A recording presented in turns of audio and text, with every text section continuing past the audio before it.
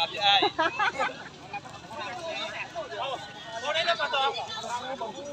ปลาตองอันนี้กับปลาตองบ่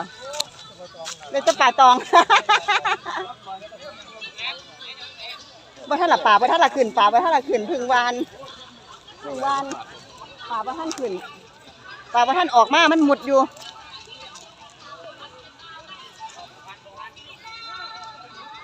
ปกติอยู่หม่องทางนั่นเขาเจ้าสิได้หลายนี่จะใบตองแหหลายก็สะดุ้งตัวนี่สะดุ้งบ่ค่อยมีปีนโอ้วานแห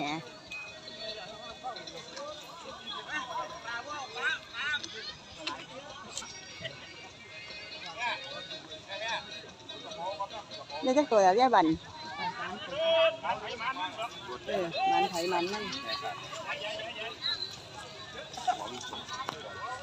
โอเคค่ะรอชมรอรู้